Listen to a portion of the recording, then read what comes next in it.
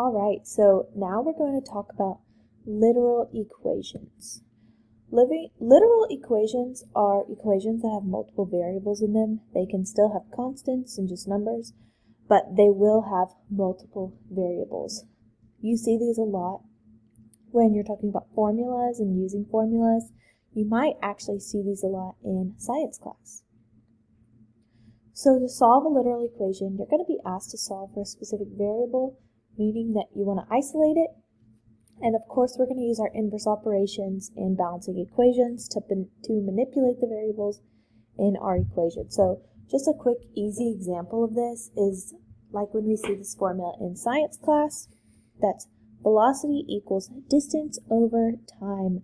Those are all, when you're using that formula, they can all be replaced with different numbers, but they're all real things. They are literal.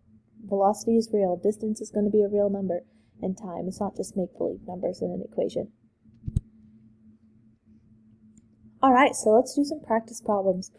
Our first practice problem, we are going to solve the equation for h.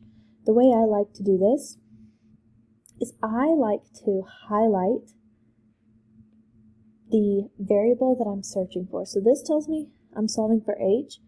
So in my actual equation, I'm going to find h. I'm going to highlight it, maybe you circle it, something to make it stand out so I know that at the end of this equation, this is going to be all by itself on one side of the equal sign.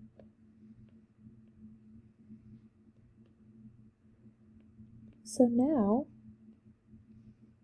we need to solve for h. We've got h over k equals j. So what's next to h on the same side of the sign as of the equal sign as h is k. I'm going to draw that line just like I do when I'm solving other equations, so I remember to do the same thing on both sides. If we're dividing h by k, we need to do the opposite of that to undo it, which is multiplying by k. But if I do it to one side, I have to do it to the other side. Now, those k's are going to cancel out because they're undoing each other. And then j on the other side is going to multiply by k. So that leaves me with just h on this side equals j times k. And when they're multiplying, we could just write them next to each other. And so that's it. It feels like there's more we need to do, but there's really not. So our final answer is h equals j times k. H is all by itself. If you have a highlighter on hand, you're doing this pen and paper, it's really easy to keep highlighting that so we know only the highlighted thing is on one side of the equal sign. Alright, our second example, we're going to solve the equation for m. So of course, I'm going to highlight m. This is what I want to get all by itself. Now I need to see what I need to do to get m all alone. So it looks like I have m minus n equals p. So what else is on the same side of the equal sign as m? I see minus n, so I need to undo that to get m all alone. So instead of subtracting n, to undo that, I'm going to add, oops, I'm still using my highlighter.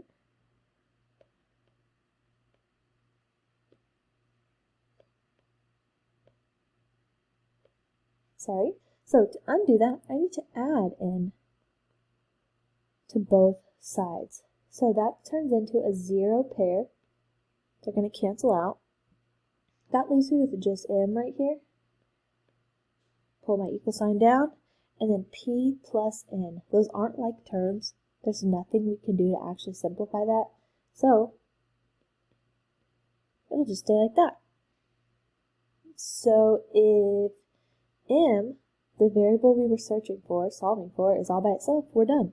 So I'm going to switch p and n just because they're not in alphabetical order, but our final answer is m equals n plus p, or p plus n. They're the exact same. Alright, example number 3. Find the expression that represents the value of p. So p is what we need to get all by itself on one side of the equal sign. In this case, I'm going to circle it with that colored pen. There's a bunch of different ways you can do this, just like when we do combined like terms. I need to get p all by itself. So what else is happening to p on that left side of the equal sign, I see that it's getting multiplied by r. So because it's being multiplied by r, I need to do the opposite to undo that, which means divide by r. So I need to divide both sides by r. Those r's are going to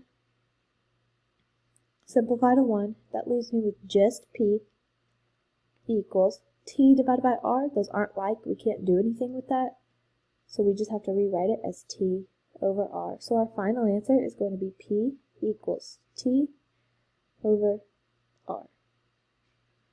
Also, just a tip, in algebra, whenever you write t's, I would recommend curling the end just so it doesn't accidentally look like a plus sign and you get confused. I would always do something just to kind of distinguish it as a t.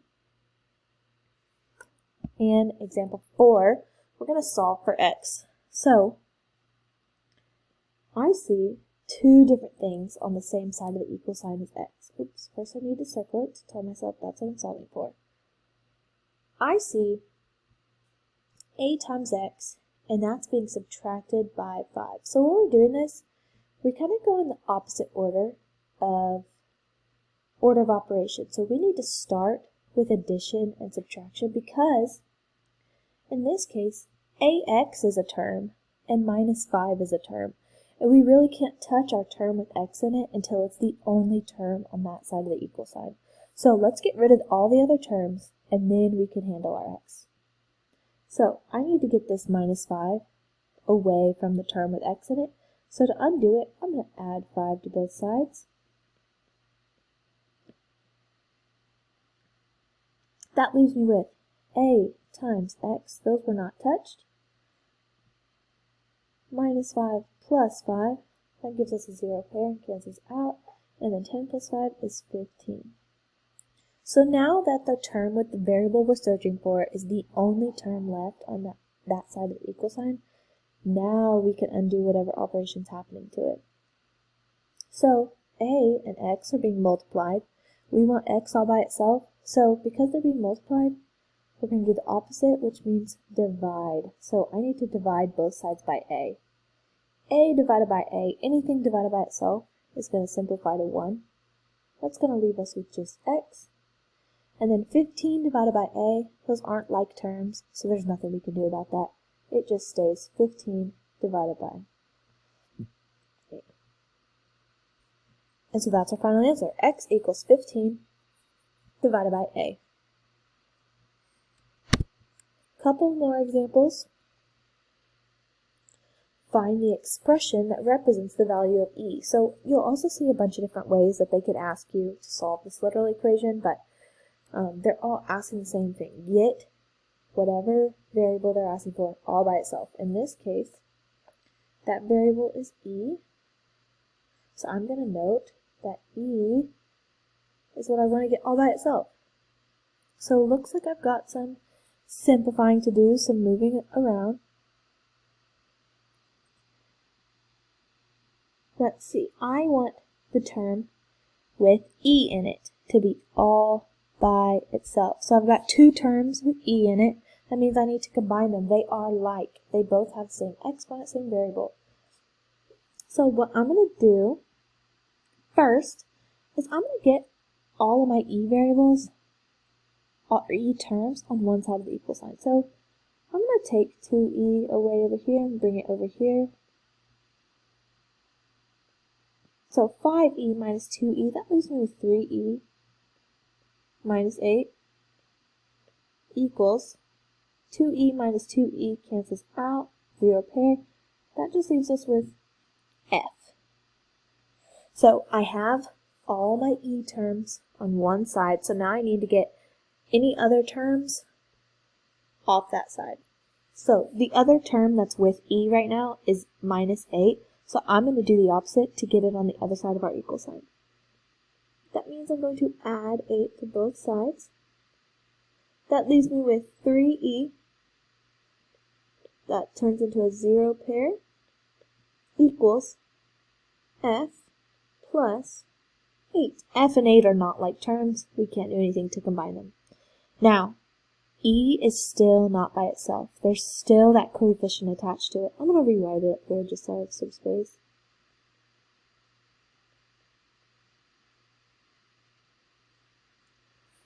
So what do I need to do to get e all by itself? If e is being multiplied by 3, then I need to do the opposite of that multiplication and divide. So I'm going to divide everything on the left side by e. And I'm also going to divide everything on the right side by, 3. I think I said e on, but I meant to say 3. Divide both sides by 3 to get e by itself. So 3 divided by 3 is going to give us 1. That leaves e all alone. Equals f plus 8 divided by 3. Nothing can simplify there. None of those are like terms. So it just is going to stay how it is. F plus 8 divided by 3. So our final answer is e equals f plus 8 over 3. That's it.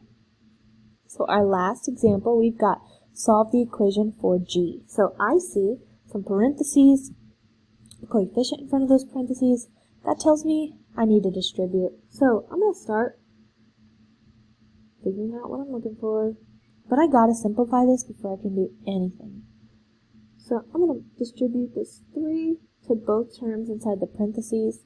That's going to give me 3g minus 3h equals 17. Nothing touched 17 on the other side. So now I'm trying to get this g all by itself. I need to get the term that g is in all alone on one side of the equal sign.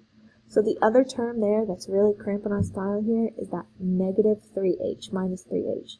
So to move it to the other side, I got to do the opposite, which means plus 3h to both sides. Now, this leaves me with 3g.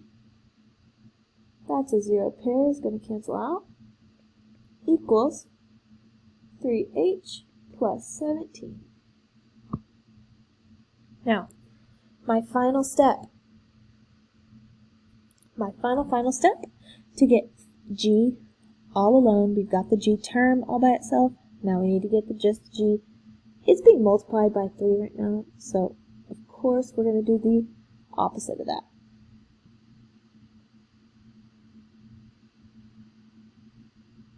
That tells me that g equals 3h plus 17 all divided by 3. Now, when you see something that could potentially be simplified, I'm going to rewrite it. We could also write it where we divide each individual thing by 3, so we can simplify it a little bit more, because I see that coefficient of 3 on top, but I can't just simplify it and make that 3 go away, because it's also 17 still being divided by 3. So I split them up because it's the exact same, and that tells me that g equals, those simplify, and that leaves me with just h plus 17 divided by 3. I don't want to get into a crazy decimal right now, so I'm just going to leave it at that improper fraction. And that's going to be our final answer. G equals h plus 17 over 3. So literal equations, we've just got multiple variables we're working with. We're trying to get one isolated, but it's still the same steps, same rules as solving normal equations. Good luck.